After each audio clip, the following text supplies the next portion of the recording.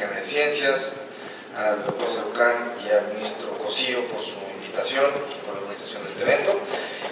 Y por otra parte, pasar directamente al tema que nos atañe. Yo les vengo a explicar más o menos cuál ha sido la experiencia de las acciones colectivas en el sistema norteamericano y espero yo que esto pueda ser un buen contraste con las explicaciones que han sido dadas por mis compañeros anteriormente, a efecto de que veamos la eficacia que tienen las acciones de clase y las acciones colectivas en otros países, y al mismo tiempo vamos a hacer una comparación respecto del posible funcionamiento que tengan en nuestro sistema jurídico. Entonces, empezamos. Contrariamente a la preconcepción que tenemos aquí, y esto me parece un punto esencial a destacar, es que los norteamericanos no conciben a las acciones colectivas como un problema de derechos, es decir, no tienen esta disquisición sobre si están defendiendo ustedes derechos difusos, derechos colectivos de una colectividad o derechos de individuos que pertenecen a una determinada colectividad. En este sentido, las acciones colectivas son meramente mecanismos procesales de agregación de posibles demandas individuales. Esto es una diferencia conceptual que me parece genera también una gran flexibilidad para este tipo de mecanismos. ¿Por qué? Porque ya no estamos hablando propiamente de un discurso en el cual tenemos que encontrar un derecho que tenga ciertas características, sino lo que yo tengo son muchos derechos repartidos en muchas leyes, y lo que yo puedo hacer es demandarlos a través de una colectividad. Entonces, esto es para mí muy importante. Creo que en la sesión de preguntas y respuestas podemos hablar un poco más sobre esto y sobre por qué en México se decidió partir del principio de que era un problema de derechos y no un problema de mecanismos procesales. Una vez que hemos dicho esto, me parece muy importante también destacar que cuando estamos hablando de acciones colectivas, estamos hablando principalmente de un problema, y este problema es el de certificación de clases. Lo que ustedes quieren cuando promueven una clase, cuando promueven una acción de clases, una acción colectiva, es que el juez determine quiénes son los individuos que van a estar comprendidos dentro de esa clase. Y normalmente cuando el juez determina esta cuestión, en el 95% de las ocasiones las demandas se resuelven sin llegar ni siquiera a sentencia. Es decir, la parte tiene un gran incentivo propiamente, sobre todo la parte demandada, para terminar el problema y aplacarlo.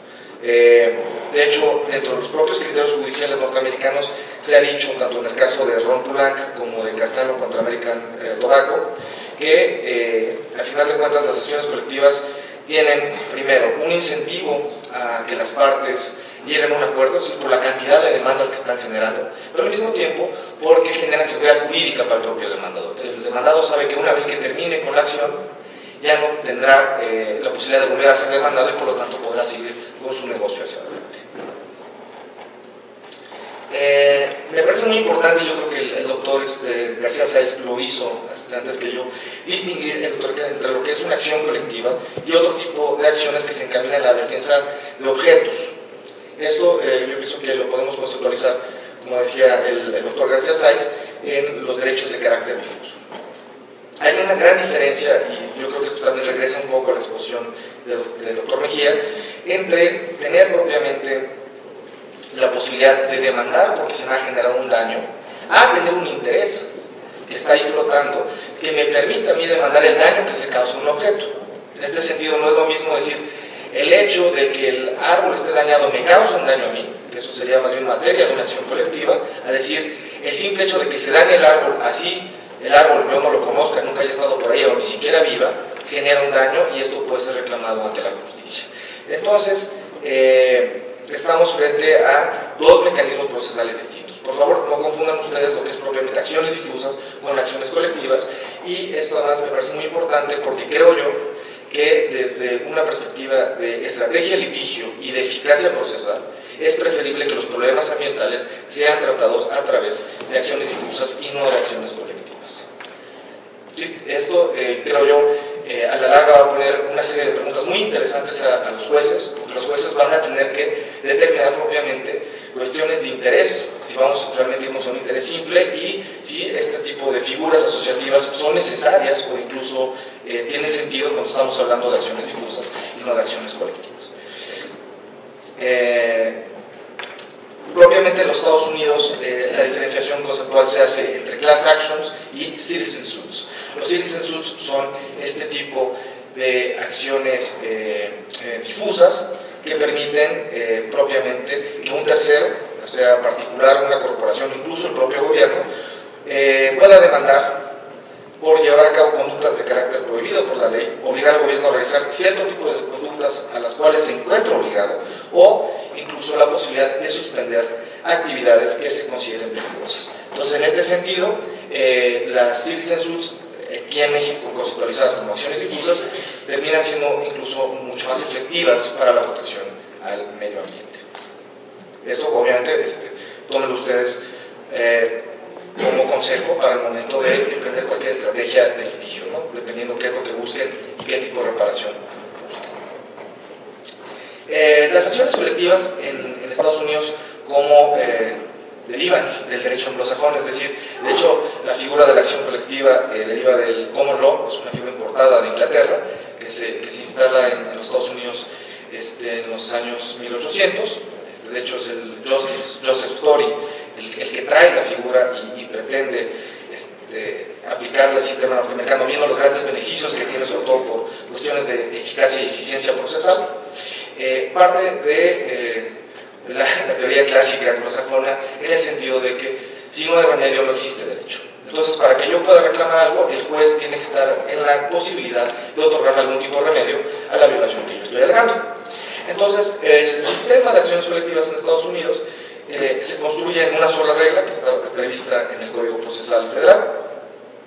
Quiero destacar que, contrariamente a lo que pasa en nuestro país, las acciones colectivas en Estados Unidos pueden ser promovidas tanto a nivel federal como a nivel estatal, es decir, no hay propiamente un problema competencial. Se estima que los legisladores estatales están y tienen competencias para regular las acciones colectivas, igual que la federación. Esto, creo yo, es una cuestión interesante y que en algún momento volverá a ser materia de debate en nuestro país sobre la pertinencia de permitir que los estados regulen este tipo de acciones y mecanismos procesales. Ahora bien, de conformidad a esto, entonces, tenemos tres tipos de acciones colectivas y estas se definen por el remedio que queremos buscar. El primer remedio que podemos encontrar es un interés estrictamente de evitar sentencias contradictorias, es decir, que los jueces en diversas jurisdicciones estén dictando sentencias que se contraponen y que de alguna u otra manera establezcan diversos estándares de conducta para la parte que está siendo demandada. Esto es muy claro, por ejemplo, cuando nos referimos a problemas de mecanismos de votación, es decir, alguna clase en específico que está dentro de algún problema con la regulación electoral y estima que es pertinente ir y demandar la violación de derechos. Entonces, justamente para evitar que haya algún tratamiento dispar entre esta clase de votantes, se promueve una acción de clase, la cual beneficiará a todos los que estén adentro de la misma clase. Pensemos, por ejemplo, en problemas de distritación electoral, el famoso gerrymandering, donde ustedes tienen una autoridad electoral que decide cortar los distritos electorales de conformidad a algún criterio racial, étnico o incluso económico, lo cual genera que las personas, al estar divididas o a dividir cierto tipo de grupos, diluyan o se diluya el peso específico de su voto y que siempre termine ganando el mismo candidato, ¿no? Esto es lo que se suelen hacer los partidos políticos en Estados Unidos antes de la segregación racial, de los años 30, 40, una vez que se dio el voto y posteriormente al otorgamiento del voto a las personas afroamericanas, la manera a través de la cual se impedía que tuviesen representantes afroamericanos era justamente esta, ¿no? Segundo, ustedes tienen otro tipo de remedio en la cual se pretenden propiamente medidas cautelares o declaratorias para toda una clase. Estas son propiamente medidas remediales y en las mismas no se está buscando ningún tipo de reparación de daño o ningún tipo de compensación monetaria, sino simple y sencillamente que la parte demandada deje de llevar a cabo alguna conducta que se estima violatoria de derechos. Esto, por ejemplo, podemos poner como una buena ilustración los problemas de segregación racial. ¿Sí? Lo que se pide es justamente terminar con la segregación racial. Entonces la orden en este caso sería que para un determinado ente que aglutine a una colectividad, como es el caso de las escuelas, se termine con una política de segregación racial. También, y esto fue un caso muy sonado, está el caso de segregación racial en lugares de empleo. No sé si ustedes supieron de la demanda que varias personas interpusieron, bueno, de hecho una acción colectiva en contra de Walmart por políticas de discriminación en el empleo en contra de mujeres y en contra de personas de color. Este caso lo tocaremos posteriormente porque forma parte de los precedentes muy importantes en materia de acciones colectivas en los Estados Unidos, pero quiero que ustedes sepan que tiene también esta posibilidad la figura de las class actions. Por último, y este es donde entra realmente el problema ambiental, me parece, es los casos en los cuales se busca la reparación de algún daño, y normalmente esta reparación de daño es de carácter monetario, ¿no? Ahora bien, estas, como son las más comunes, están sujetas a su vez a 3 requisitos, que sin que se verifiquen estos requisitos durante el proceso de certificación será muy difícil que pasen adelante. El primer requisito es el de la predominancia, es decir, debe existir una causa común que predomine sobre todas las cuestiones que afectan individualmente. Me parece que esto lo podemos traslapar al caso mexicano en la fina línea que divide las acciones colectivas de las acciones colectivas, bueno, los derechos individuales de incidencia colectiva. Es decir, ahí me parece que conceptualmente todavía no terminamos de aterrizar propiamente qué tiene que ser demandado en una acción colectiva y qué tiene que ser demandado a través de una figura distinta. Posteriormente es necesario cumplir con un criterio de superioridad, es decir, y esto es una cuestión que corresponde en exclusivo al juez que va a conocer del caso, determinar si la acción es preferible a otra vía jurisdiccional por cuestiones de costos, administración de la clase, la existencia de otros litigios en una diversa jurisdicción. Es decir, en los Estados Unidos se permite que el juez que va a conocer de la acción colectiva juzgue si la misma es conveniente o no es conveniente, o incluso si la misma podrá ser administrada. Es decir, los jueces pueden advertir que hay casos que son tan complejos que va a ser prácticamente imposible determinar la existencia de una clase, o esto tomaría demasiado tiempo o elevaría los costos de forma desproporcionada. Y esto lo veremos, es una de las razones que hace muy difícil la procedencia de las acciones de clase, es justamente la necesidad probatoria y los costos que esta necesidad probatoria conlleva. Por último, tiene que haber otra vez, dentro de un margen de discreción de la propia autoridad judicial, la posibilidad que tiene el mismo para juzgar si podrá o no podrá administrar el juicio que está siendo presentado. Ahora bien, como les decía, las acciones colectivas son propiamente un marco procesal para demandar cosas y para obtener cierto tipo de remedios. Por lo mismo, entendemos que en los Estados Unidos no hay materias definidas o definibles ex ante respecto de qué puede ser demandado o qué no puede ser demandado. Ustedes se encuentran acciones colectivas, por ejemplo, en materia laboral, discriminación, incumplimiento sistemático de normas de seguridad, etc. Esto creo yo podría ser muy interesante en el caso de la industria minera en nuestro país, ¿no? Sobre todo para revisar estándares de seguridad de las minas. También el clásico, ¿no? Derechos de los consumidores se incluyen. Están también incluidos los derechos civiles. Como les decía, se buscan medidas cautelares en contra de acciones discriminatorias, como podría ser la segregación racial. También son utilizadas para la protección de pequeños inversionistas, es decir, aquellas personas que invierten un poco de su dinero o que incluso tienen su dinero en una cuenta bancaria y debido a algunos movimientos financieros o malos manejos financieros pierden sus ahorros. Se permite que se aglutinen en una sola demanda y demanden algún tipo de reparación. Y por último, la que nos importa en esta conferencia, que es las acciones colectivas en materia ambiental o daños masivos que se generan, en los cuales normalmente, y esto es una cosa que yo quiero dejar en claro con ustedes, se reclaman daños a la salud, daños a la propiedad y pérdidas económicas. Por esto me parece muy importante que ustedes escojan bien el instrumento que van a utilizar para el litigio. En una acción colectiva, ustedes no van por la reparación propiamente del medio ambiente, no van por la reparación de la cosa, van por la reparación de cuestiones que de alguna u otra manera están relacionadas con sujetos que fueron afectados por la conducta y por el daño. ¿Queda claro esto? Es decir, esto es una cuestión, me parece fundamental para ver la diferencia entre acciones difusas y acciones colectivas y entender por qué las acciones colectivas en los Estados Unidos en materia laboral operan de la forma que operan. ¿Cuáles son los requisitos que ustedes tienen para certificar una clase? Como decimos, es la parte más importante de un procedimiento de acción colectiva. 95% de las veces que la clase está certificada, se termina la pelea. El primero es tener un número suficiente de personas a efecto de poder empezar con el mecanismo de acción colectiva.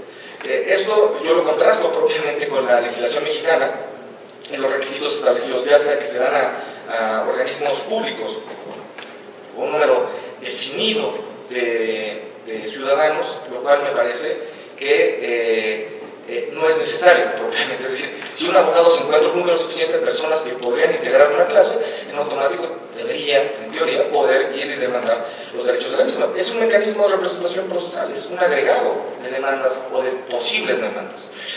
Segundo, y esta es la más importante para una certificación de clases, y me parece que será un criterio judicial que tendrá que ser aplicado en nuestro país, que es necesario y fundamenta propiamente la existencia misma de la acción colectiva, y es la existencia de una causa común.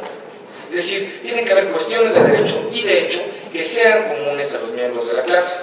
Ustedes pensarán que esto parece muy fácil, pero no. Posteriormente veremos un ejemplo en el cual vemos cuáles son todas las complicaciones que podemos tener al momento de tratar de aterrizar la existencia de una causa común. Entonces, esto, y me adelanto, espero tener voz de profeta, será propiamente de las primeras cuestiones que tendrán que ser aterrizadas por los jueces mexicanos y que llevarán a la definición de algún criterio o parámetro judicial para su aplicación. Por otra parte está el requisito de tipicidad, es decir, los reclamos de los representantes tienen que ser típicos de los reclamos de la clase en su conjunto. Es decir, no podemos tener a una clase y dentro de esa clase un solo reclamo que sea común y todos los demás que sean totalmente diversos respecto del tipo de reparación que se quiere. Entonces, tiene que haber una cierta, no solamente causa común, sino reclamos típicos, es decir, el tipo de remedio que se está buscando a través de la promoción de la acción colectiva. Por último está el problema de adecuación, el requisito de adecuación, que tiene que ver propiamente con la representación que está haciendo, o más bien la representación que promueve la acción colectiva. Esto me parece responde un poco a los problemas que se trataron de atajar a través de la creación de asociaciones civiles o organizaciones con por lo menos 30 miembros, puesto que se pretende cuidar que los intereses que van a ser litigados sean realmente litigados por personas que tienen la competencia para hacerlo y que lo están haciendo en el mejor interés de la clase. ¿Se dan cuenta ustedes? El problema de las acciones colectivas termina siendo un problema de administración de justicia, porque al final de cuentas lo que se pretende a través de una acción colectiva es terminar un problema. Y todas aquellas personas que en algún momento pudiesen tener el derecho a demandar individualmente, lo hagan a través de otro mecanismo procesal. Por eso la importancia que tienen los Estados Unidos, la buena representación y también las notificaciones que se hagan, puesto que una vez que una acción colectiva ha sido declarada como cosa juzgada, las personas ya no pueden demandar. O sea, al final de cuentas, y esto me parece que se pierde de vista a veces, con lo que estamos jugando es con la posibilidad que tiene todo ciudadano de ir y demandar ante un juez, él solo, motu propio, cualquier tipo de daño a sus derechos. Entonces, me parece que tenemos que ser muy cuidadosos cuando hablamos de acciones colectivas, porque estaríamos precluyendo en dado caso a una persona de la posibilidad de defenderse ante la justicia. Ahora, quiero detenerme un poco en el requisito de causa común y aquí hacer uso de uno de los precedentes más recientes de la Suprema Corte norteamericana a efecto de ir aterrizando este concepto y ir viendo más o menos cuáles son los puntos finos que se nos presentan. En el caso de Walmart Stores contra Dukes, Suprema Corte de 2011, la Corte se mete ya propiamente a definir qué se tiene que entender por causa común, es decir, para efectos de saber si existe o no existe una clase de individuos que pueden demandar en conjunto, y para tales hechos pide primero un gran número de personas, segundo, la existencia de cuestiones comunes de hecho y de derecho, y por otra parte, y esto me parece muy relevante, la posibilidad de empezar a analizar cuestiones que son propias del fondo del asunto. Entonces, en este sentido, se pretende que la parte que está demandando tenga los argumentos suficientes, pero no solamente los argumentos, y esto me parece todavía más interesante, las pruebas al momento de presentar su demanda, y esto tiene muchas consecuencias, y lo platicaremos cuando veamos, contrastemos con el caso mexicano, para sostener que la causa común resuelve el problema para toda la clase. Es decir, lo que yo tengo que probar es que el remedio que estoy solicitando va a ser un remedio que en efecto va a ser transversal a toda la clase, independientemente de algunas cuestiones que no terminen siendo resueltas, pero por lo menos el remedio solicitado aplicará a toda la clase, o como llaman los norteamericanos, me parece, de clase putativa, porque pues, estamos apenas tratando de probar la existencia de la clase sobre estas cuestiones. Ahora, imagínense ustedes, esto lo que representa en términos de costos, pruebas, y pruebas, y más pruebas, y más pruebas, y más pruebas, y más pruebas. Son costos cuasi astronómicos, la verdad. Es decir, y lo veremos con un ejemplo que les voy a poner sobre un río contaminado, que es muy difícil, a un nivel probatorio, llegar a establecer nexos causales de daño, sobre todo de daño a la salud de las personas. Como les decía, se tiene que aportar el material probatorio suficiente a efecto de comprobar que están satisfechos los requisitos, y esto estamos en la etapa ex ante, es decir, todavía ni siquiera entramos a una etapa de litigio, estamos viendo si existe o no existe la clase, y la Corte norteamericana determinó que el estándar probatorio a seguir era un estándar de preponderancia de evidencia presentada. Pocas palabras, entonces ustedes tienen a los abogados peleándose por presentar el mayor número de pruebas a efecto de que haya un peso específico del material probatorio que está siendo dado. Normalmente el juez tendrá que inclinarse por aquella parte que haya probado más elementos probatorios para sostener ya sea la existencia de la clase o la no existencia de la clase. Por otra parte, el juez puede examinar cuestiones de hecho o derecho que sean relevantes respecto al fondo del asunto y debe tomar en cuenta los testimonios de expertos. Esto a mí me llamó mucho la atención porque estamos hablando propiamente, y estoy hablando creo en el recinto adecuado para ello, la posibilidad de que expertos en los temas, no en un carácter de peritos, sino en un carácter de expertos relevantes de la materia, puedan acudir ante el juez y dar su opinión sobre la existencia de algún daño o sobre la existencia de una causa común, etcétera, etcétera, etcétera. Esto lo pueden encontrar ustedes en el precedente de Sher contra Raytheon, resuelto por el Tribunal de Apelaciones del Onceavo Circuito en el año 2011. Ahora bien, independientemente de esto, al momento de que se presenten las pruebas, el propio juez que conozca de esto tendrá que seguir un estándar de revisión judicial. Y este estándar de revisión judicial es un estándar ya establecido en el derecho norteamericano desde hace un tiempo, deriva del caso de Dover contra Merrill Dow Farms, resuelto por la Suprema Corte en 1993, en el cual se pide que el juzgador se asegure que los testimonios, peritajes, proceden de cierto conocimiento científico, para lo cual es necesario tomar en cuenta las calificaciones, experiencia y relevancia de la persona que está entregando la información. En pocas palabras, y esto me parece también relevante en el foro en el que estoy hablando, se necesita ciencia, ciencia en serio, no se quieren opiniones. Entonces, eso es un estándar, me parece muy elevado, en el cual se exige que si una persona va a defender una de las posturas como un perito, esta persona tenga publicaciones, este tipo de publicaciones, además de estas publicaciones, sean publicaciones que puedan ser criticadas por científicos, lo que llamamos el peer review, ¿no? La revisión por los pares, y que además tenga un peso específico en la comunidad científica. Entonces, yo creo que varios de los que están presentes en esta conferencia están viendo que podrán ser llamados como peritos en un futuro para resolver cuestiones de acciones políticas. Por otra parte, y esto también me parece muy relevante, los norteamericanos no tienen una temporalidad específica para certificar una clase. Se piensa que lo correcto y lo razonable es pues esperar a que sean presentadas las pruebas y una vez que yo tenga todas las pruebas necesarias, proceda a certificar certificar o no certificar la clase. Normalmente esto es un proceso que toma entre 1 año y año y medio, incluso 2 años en algunas ocasiones, pero este es el periodo que se estima necesario y suficiente a efecto de tener la información relevante. Quiero por favor con ustedes que comparen este periodo razonable con los 10 días que nos exige el Código de Procedimientos Civiles en materia federal. Me parece que, y queda claro que es casi imposible presentar cualquier tipo de demanda medianamente fundamentada en ciencia en un espacio de 10 días.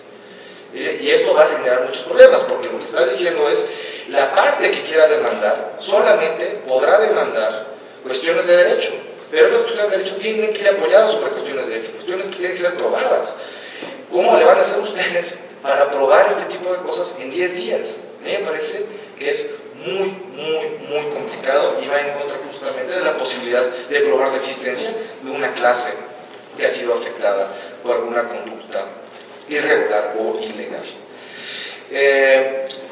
Esto nada más para terminar. Una vez que la clase se encuentra certificada, tenemos ya propiamente qué clases son las que se estiman que fueron afectadas y no fueron afectadas, y además el juez se hace ya propiamente un esquema sobre los puntos de derecho y derecho que va a tener que resolver a efecto de determinar si existió o no existió la violación.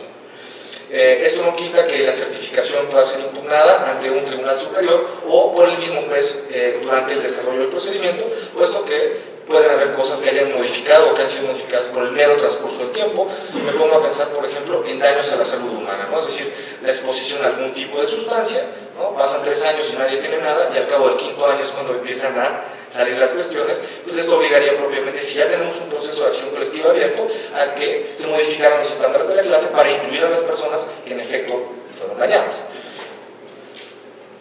Ahora bien, como les decía, ¿cuáles son las fuentes de responsabilidad por daño ambiental? Y esta es la parte del enfoque norteamericano que a mí me llama más la atención. En vez de decir la existencia de derechos colectivos, difusos o no, dicen, miren, ustedes tienen muchos derechos. Tienen derechos en leyes federales, en leyes estatales, e incluso en el common law, ¿no? En el famoso derecho común anglosajón.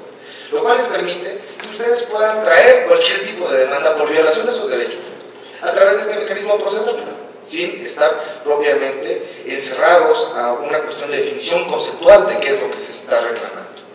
Dentro de las causas de acción reconocidas por el derecho común anglosajón, tenemos la causa de nuisance, que es cualquier interferencia razonable con la propiedad o pérdida de uso o disfrute de la propiedad. Esto a los que son abogados les suena familiar al derecho civil, ¿no? El trespass, que es cualquier invasión o contaminación de la propiedad.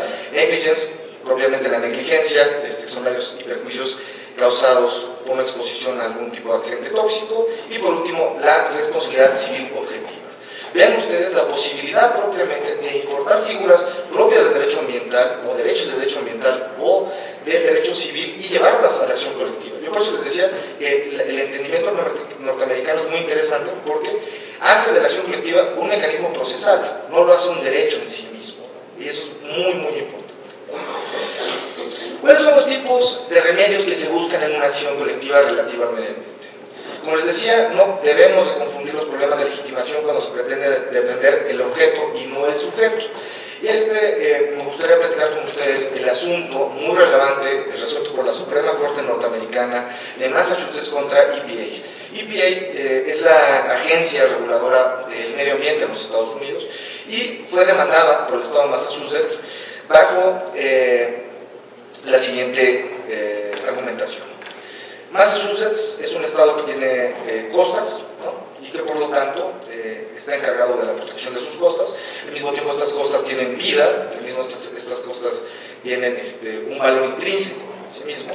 Y desde la perspectiva del estado de Massachusetts se estaba violentando su carácter de guardián de digamos, de este pedazo de tierra, de este pedazo de ecosistema, por la inacción en la cual había incurrido la agencia regulatoria norteamericana. Entonces van y demandan y dicen, yo, ahora sí, demandando las piedras de Massachusetts y demandando los árboles de Massachusetts, porque es donde yo me encuentro ubicado como gobierno, y teniendo además una responsabilidad de carácter fiduciario, demando la inacción de la agencia. ¿Y qué tipo de inacción? La inacción propiamente de reglamentar y poner topes a la emisión de cierto tipo de gases. Esto es cierto, y recordemos, bueno, de las administraciones republicanas y al parecer la administración del presidente Obama no han sido muy estrictas respecto a la regulación de las emisiones de carbono, es decir, no hay esta conciencia verde que encontramos en otros países, y curiosamente en el Clean Air Act, es decir, en la ley que garantiza el acceso de todos los individuos a aire limpio, está establecida la obligación de la agencia de poner regulación en la materia de la emisión de gases de carbono. Entonces, en este caso que llegó a la Suprema Corte determinó primero que existía el interés del Estado de Massachusetts de reclamar esta omisión, y segundo, todavía más interesante, que la agencia estaba obligada, en cumplimiento a la propia ley, a desarrollar estándares mínimos para la emisión de gases de carbono. Entonces, esto me parece muy interesante. Realmente estamos ya propiamente, creo yo, a un paso, y lo vemos en el caso norteamericano, de admitir la existencia de un interés simple para reclamar cuestiones que tienen o están relacionadas con el medio ambiente. Propiamente, y aquí justamente para diferenciar de los remedios que podríamos obtener en una acción difusa, los remedios que podemos obtener en una acción colectiva, tenemos el pago compensatorio, daños y perjuicios a la propiedad, negocios, actividades, daños punitivos, es decir, además de castigo por haber infringido la ley, ¿no? Es decir, un castigo que se hace a la persona, y por último, persona o corporación, y por último, medidas cautelares, es decir, a través de las acciones colectivas sí se pueden establecer medidas de tipo cautelar. Aquí, no sé si les llama la atención, no tenemos propiamente obligaciones de restauración, no sé si se den cuenta, es decir, no estamos ante una figura que permita no solamente recuperar económicamente el daño que fue causado, sino además que se restaure el medio ambiente a la situación en la que se encontraba antes de la afectación. Entonces, esto creo yo les puede servir a ustedes como tip para futuros litigios que se vayan a presentar en la materia. Me encantaría con ustedes dar un ejemplo de lo difícil que es certificar una clase colectiva en atención a los problemas prácticos que ya se presentan en varios de los casos. Quisiera con ustedes, y si me puedo seguir aquí con el apuntador, poner un caso típico de contaminación y ver la dificultad que esto tiene para ser llevado a la justicia. Imaginemos, tenemos un río, ¿no? De esos hay miles, varios en la República Mexicana, que están al lado de dicho río, ciudades, plantas de tratamiento, industrias y hay agricultores, ¿no? Y todos ellos, lo supondrán ustedes, tiran sus desechos al agua, ¿no? Entonces, estos desechos se caen en el agua y de alguna u otra manera terminan siendo llevados hacia abajo. ¿Qué pasa si nosotros tenemos aquí abajo, no sale en la imagen, casas y escuelas? Es decir, casas. Yo quería tener una casa muy bonita, que me saliera de mi casa y tuviera acceso al río, ¿no? Que mis hijos pudieran nadar en el río, etcétera, etcétera. O decidí tener, porque bueno, además creo que está de moda, un cultivo de salmón orgánico, ¿no? Entonces me dediqué a cultivar mi salmón ahí, etcétera, etcétera. Pues resulta que al cabo de unos 5 o 6 años, pues las personas que compraron su casa ahí se empiezan a enfermar, ¿no? Y los salmones que estaban en el rancho de ahí abajo empiezan a morir. Bueno, la primera cosa que pasa por su mente, pues es muy fácil, ¿no? Miren, aquí hay unos que están contaminando, que son responsables, y aquí abajo hay otro grupo de personas que resienten una afectación. Por lo tanto, muy fácil, vamos a hacer una acción colectiva en la cual las personas afectadas demanden a las personas que causaron el daño. ¿Parece fácil? Parece fácil. Vamos a ver propiamente los problemas a los cuales nos enfrentamos en la práctica. Primero, tenemos múltiples fuentes de contaminación durante diversos periodos y múltiples afectados durante periodos variados y con diversos grados de exposición. Esta es la primera complicación que tenemos. Supongamos que nosotros tenemos 7 tipos de industrias, más una ciudad, más una granja, que están tirando contaminantes al agua. ¿Cómo lo hacemos nosotros para saber cuál contaminante de aquellos que están siendo tirados es el que va a causar propiamente el daño en la población? Pues obviamente a través de pruebas y pruebas periciales. Segundo, ¿realmente estamos seguros que las gentes que estuvieron expuestas todo el tiempo, cuál fue el tipo de exposición que tuvieron? Fue una exposición, supongamos, por evaporación del agua, es decir, se evaporaba el agua y el agente nocivo, dañino, entraba a las vías respiratorias. Era un problema de tomar el agua, era un problema de comer, por ejemplo, los salmones que habían sido cultivados ahí. ¿Cómo le hacemos pasar esa semejante cosa? Pues tenemos que llamar, obviamente, a los científicos que nos van a explicar la posibilidad de algún nexo causal entre estas cuestiones. Entonces, cuando estamos ya propiamente tratando de aterrizar una acción de clases, y esto es una cosa que todo abogado litigante tiene que prever antes incluso de empezar una acción colectiva, es la necesidad de comprobar primero el nexo causal entre una fuente de contaminación específica y un daño determinado. Como les digo, aquí lo que ustedes tendrían que hacer, y me regreso, pues es empezar a ver, bueno, qué produce y cómo produce esta ciudad, ¿no? Segundo, qué produce esta industria y qué no produce. Cantidades, periodos de descarga, etcétera, etcétera, etcétera, etcétera, etcétera. ¿Ok? Entonces, una vez supongamos que ya tenemos identificado que pues, el malo de la película fue la industria aquí, que se encuentra aquí, que está tirando cianuro al río, bueno, pues ya tenemos un paso adelante. Ahora solamente falta comprobar que ese cianuro en las exposiciones, en las cantidades que fue tirado al río, realmente causó un daño a las personas que dicen haber recibido ese daño y sobre todo, de qué forma se causó dicho daño. Entonces, como ven ustedes, es una cuestión que probatoriamente es muy difícil. ¿Cómo se hace en los Estados Unidos? Se va a la estadística.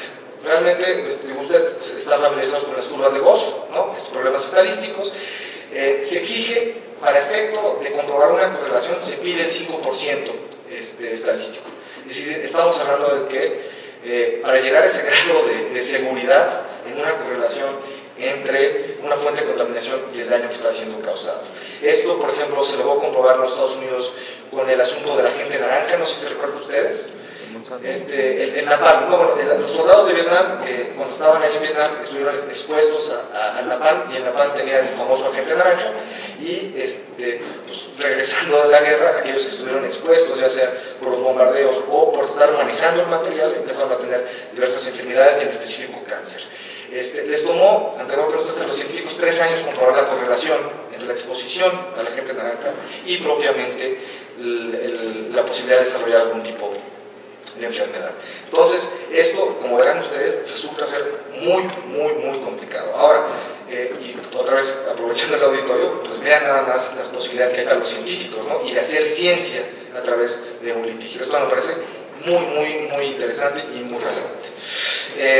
Por otra parte, les decía, independientemente que compremos la existencia de un nexo causal entre una fuente de contaminación y un posible daño, tenemos que comprobar cuál ha sido el grado de exposición de las personas que se sitúan en la clase explotativa. Y, por último, la correlación entre el grado de exposición y la probabilidad de terminar siendo afectado. Bueno, estamos hablando de que estos apenas vamos en la demanda, ¿no? O sea, ni siquiera hemos propiamente presentado esto ante un juez.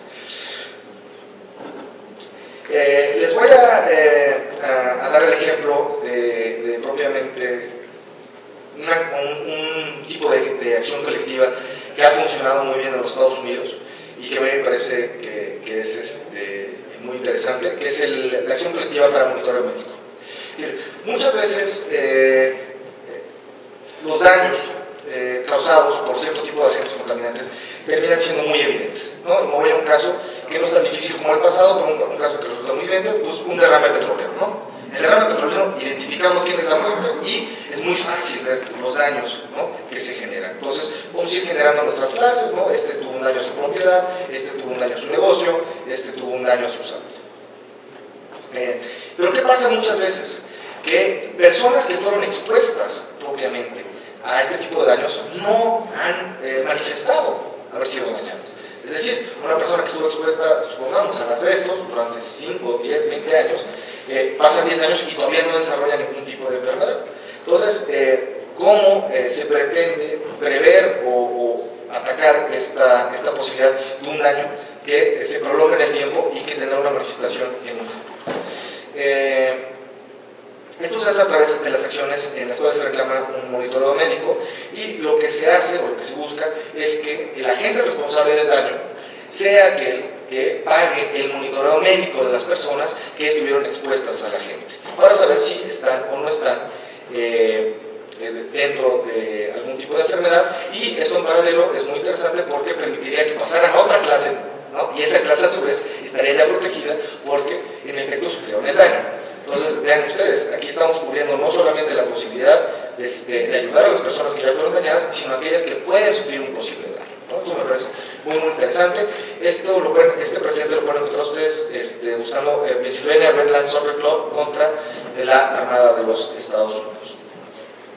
Ahora bien, en este tipo de casos, ¿cuál es el estándar probatorio que se sigue? Es un estándar, me parece, un poco más menos astringente que el que estábamos analizando anteriormente. Es necesario probar una exposición superior a la media. Para esto tenemos grupos de control, ¿no? Entonces se verifica, ¿no?, que pues la persona que pasa por ahí todos los días para ir a su trabajo, que pasa caminando, lo podemos agarrar como grupo de control respecto de los que realmente viven o tienen una mayor exposición, para ver cuál es el efecto que tiene la exposición a dicha sustancia, ¿no? Y al mismo tiempo comprobar el nexo causal de que la mera exposición aumenta el riesgo de terminar sufriendo alguna enfermedad. Por otra parte, el monitoreo médico que es solicitado, pues no crean ustedes que es nada más que se le pague a las personas la posibilidad de ser revisadas o tener un chequeo médico cada vez que lo soliciten, sino tienen que estar enfocadas propiamente a la revisión a efecto de buscar la posibilidad de que se haya verificado el famoso daño por la exposición que tuvieron las personas a un agente tóxico. Por otra parte, para que vean ustedes la efectividad que puede llegar a tener este tipo de acciones, en el caso de Perlin contra DuPont, DuPont, ustedes saben, DuPont de Nemours es una empresa química importantísima en los Estados Unidos, de las más importantes del mundo. Aquí fue una corte estatal la que certificó una clase de personas que vivían cerca de una fundidora en la cual se manejó arsénico, cadmio y plomo por el riesgo fundado de que se contrajera alguna enfermedad. Es decir, a través del litigio se llegó a comprobar que el arsénico, cadmio y plomo se había filtrado propiamente a los mantos acuíferos, y además había manera de que estos sustancias tóxicas llegasen a la comunidad, y pues DuPont prefirió parar el litigio y pagar lo que tenía que pagar, para lo cual pagó $55 millones por daños a la propiedad, $130 millones para monitoreo médico y $200 millones por consentimiento de daños políticos. El asunto fue resuelto por convenio antes de que llegara a ser juzgado. Como les decía, una vez que se certifica, es casi automático que la parte demandada va a parar el asunto de ofrecer algún tipo de reparación, y terminaron diciendo que se tenían que dar $70 millones y monitoreo médico gratuito durante 30 años a cualquier persona que haya sido afectada. ¿Cuál es la crítica que se hace a esta figura de la acción colectiva por daño médico, por monitoreo médico? Pues que distrae propiamente recursos que podrían ser aplicados a personas que realmente están enfermas. Es decir, ¿por qué tener al doctor vigilando si una persona se va a enfermar? ¿Por qué mejor tener al doctor atendiendo a la persona que está enferma? Creo que es materia de debate, ustedes se los dejo a su consideración. Quiero decirles que las acciones colectivas son un instrumento muy eficaz para demandar daños que se hayan generado a las personas a no respetar normas civiles o ambientales. Para eso sirve. Es decir, aquí la acción colectiva, y tenemos que partir de ese punto, solamente es eficaz por daños a sujetos, no por daños a objetos. ¿Okay? Segundo, por lo mismo, no son eficaces para la defensa por daños a la naturaleza si no se puede comprobar un daño a los mismos sujetos. Es decir, la única manera a través de la cual yo puedo generar algún tipo de acción que tenga un efecto benéfico es si hay un sujeto que ha sido dañado. Entonces, estamos propiamente en una lógica de las personas y los daños que se generan a las personas, y no propiamente los daños que se generan al medio ambiente per se. Por último, y es una cosa que a mí me llamó la atención, yo tuve conocimiento recientemente, existe un proyecto de Ley Federal de Responsabilidad Ambiental donde se está planteando hacer una acción colectiva específica en materia ambiental, lo cual me parece es muy parecida a las norteamericanas, está regulada en ese sentido, y distinguiendo propiamente los problemas de daño y los daños a sujetos y objetos. Entonces, este proyecto de ley se encuentra ahorita en la Cámara de Diputados y será discutido prontamente, esperemos que de forma favorable, porque me parece que permitiría tener un mejor mecanismo procesal para la defensa del medio ambiente. Pues muchas gracias por su paciencia y ahora sí creo que entramos en un periodo de preguntas y respuestas. Doctor.